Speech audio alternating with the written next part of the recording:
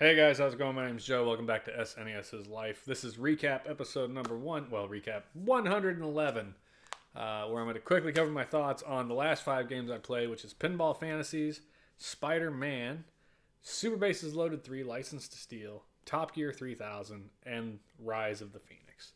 Let's begin. First up, Pinball Fantasies. This is made by the same group of guys I think that made Pinball Dreams, which was also a really shitty pinball video game. And in terms of that, I don't think there's one good pinball video game for the Super Nintendo, and that is Jockey Crush, which was never released in America. So if you like pinball, don't play this. It's not worth it. Don't just move along, ignore it. You're not gonna enjoy it. It's pretty terrible. So yeah, that Pinball Fantasies. I like the bright colors, but generally the visuals were pretty flat. They lacked depth and shading, really. The music and audio was pretty bland. The gameplay and hit physics were fucking awful. Don't play Pinball Fantasies. Trash game. Sorry, y'all. Thumbs down. Next up, Spider-Man. This is Spider-Man based off of the cartoon, the Saturday morning cartoon from the mid-90s. And I wanted to like this game, actually. I thought the visuals were good. It looked nice. The colors were vibrant when they needed to be. You'll see if we get to the second level here. It gets very dark in that level, but you're supposed to be like outside at night. So yeah, the visuals were great. The music was good. The sound was okay. The game fell down on the gameplay. So you're seeing right here, I'm getting my just pushed in by Dr. Octopus because it gives you no indication of what the hell you're supposed to do. And it wasn't until someone in the stream was like, do this. And I'm like, oh, cool. That's what you're supposed to do. But there's no way to know that. There's like no, other than just running around for a hot minute, you're just like, and we found that in the second level too. There's a building you're climbing where there's like planes of background that you can get into. And you go through this area and you get to the top. And then I ran all over the place for like 10 minutes and couldn't figure out what the hell I was supposed to do. And then finally you like jump from one building into the backdrop of the building next to you that has, again, no reason for you to think that that's where you're supposed to go. Like no arrow. The game doesn't after a few minutes go, this way. It was just bad. There I found that's how you beat Dr. Octopus was you get him to walk into the laser and you hit the switch at the top of the screen that I didn't even know was a switch. Yeah. So the game looked fine. The sound and music was good. It even had some cool aspects like the swinging on the kind of bionic commandoing with your spider webbing. But just, this is the level I'm talking about. So the visuals get a little darker and you just get confused as to where the hell you're going. I don't know. I gave it a thumbs down. It's better than the other Spider-Man games I've played, which was, I think I played, was it Spider-Man, X-Men Arcade, Spider-Man and Carnage, I think I might have played at this point. That was good because that was a beat 'em up and you knew what the hell you were getting into. But yeah, Spider-Man, this one, not great. It's got some cool ideas, but it just didn't play very well. Next up is Super Bases Loaded 3, License to Steal. Obviously the third game in the Super Bases Loaded franchise. I think the first two were both on the regular Nintendo. And this one's a little interesting. So you can see at the batting window here, when it comes back up, it's from the view of the pitcher. And pretty much every other baseball game ever is from the view of the batter. Even Super Bases Loaded 2 was from the view of the batter, but 1 was again from the pitcher's mound. And I kind of like that. So you don't really get a lot of control as far as batting is concerned. You can kind of swing up, down, or bunt. And you also don't get the control from the pitcher that you get in a lot of other games where you can really wildly swing it left, right, down, and all that. You just get a base set of pitches. And you can kind of pitch it up and down a little bit. But because of that, I feel like it's a little bit more fair, honestly. The visuals were decent, the animations were good, the colors were nice, the music was okay. It had that like organ, bah, bah, bah, bah, bah, bah, in the background. The fielding was automatic for the most part, and for the most part, did an acceptable job. You can turn the automatic fielding off. I didn't. One of my pet peeves is trying to field in baseball games on video games. In this era, if you hit left, every fielder goes left or something stupid. And so I was like, I'll just let the computer do it, and that's fine. And it worked out just fine.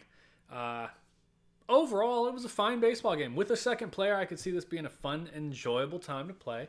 I think if I'd had Joey with me playing, it would have been great. I'd have been acceptable with it. I gave it a thumbs up. Out of baseball games, like I said, taking all that control variable out of the pitching made the game seem a lot more fair. A lot of times when I would play the other baseball games with someone like Joey or my brother or my dad when I was a kid, you would throw that ball and it'd always go super far down to the left. And you just do that all the time, and it became impossible to hit the damn thing almost. And so you kind of had to agree, like, hey, every third pitch or something, like, throw a ball down the middle so I can try to hit the goddamn thing. So yeah, I actually enjoyed this game. It was a fun time. I think Super Bass 3, that's worth a look up. Next up, Top Gear 3000. You're going to have to ignore the horrible, horrible visual glitching here. Top Gear 3000 was the only SNES game, to our knowledge, to the internet's knowledge, that was made with a special chip. And that chip does not emulate well with Libretro. Or Libretro. Anyway, so you get this horrible visual thing. Ignoring that, Top Gear 1 was an amazing game. It was always split screen, but it was very good. Top Gear 2, you could have split screen or single screen, and it was very similar kind of in layout to this. You had a damage marker on the left, as far as like the shielding on your car. But the music just wasn't as good. The control was okay. So the second game, I think I actually gave a thumbs down. Like I said, the game was okay, but I would prefer 1. So I might have given it a thumbs up, but I think I gave it a thumbs down. Top Gear 3000, I was in the same position all the way up to the end. So I think I'm probably like 5 or 6 races in at this point. And you get the ability to jump. You get a jump jet attached to your car. You can just jump whenever the hell you want. So you can jump over other cars. You can jump over obstacles. You can just... It's a huge change. And I don't know how many other things there are in the game like that. But that on its own made it the best Top Gear game. Like...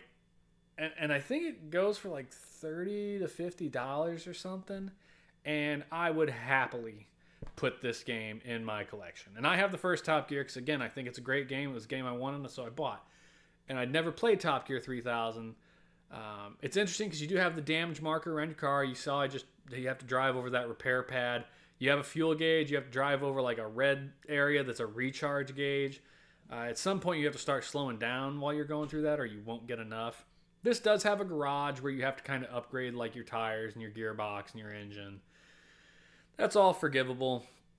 Not my favorite thing about an arcade racer, the upgrading bull.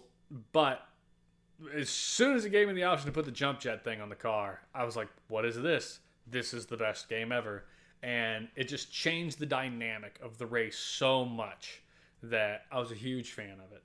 So, yes, Top Gear 3000 absolutely gets a thumbs up and a high recommend. Go give that one a whirl if you can. One of the guys in the stream did say that there are other emulators that run it better, like the SNES 9X. But like I said, the Libretro for the RetroPies just doesn't care for it. So not worth playing on there. And then finally we get another Koei joint. It's been a while since we've hit like a hard crunchy Koei joint game.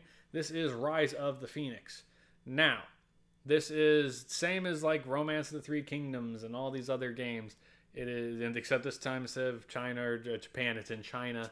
It is very much your tactical turn-based strategy war game, basically. This one changed a little, so it does have 4 different scenarios for time periods, but it only involves 2 players. So there's you and one other guy vying for control of China after the first emperor dies. And Sure, there are some NPC players in there that you kind of try to ally to yourself or your opponent tries to get. But for the most part, it's you and one other like direct adversary. The thing I did like about this game, the graphics are okay, the music was fine. The thing I did like about this is it did automate some of the stuff, so like you didn't have to really worry about paying your people anymore. And the game just kind of took care of that. You didn't have to worry about harvesting. The game kind of took care of that. As long as your cities were connected, it kept your people supplied. And so when you went to a battle, you could just be like, yes, take the money, take the food. And as long as you were, again, connected through cities that you own, you got your stuff. So I could appreciate that. It was slightly less crunchy. The combat system in this one I kind of dug. It's a map combat. I've noticed that the further we get into the Koei library, the more you run into that, where you get to actually like place people on the map and try to like outmaneuver the enemy. This one has the same thing.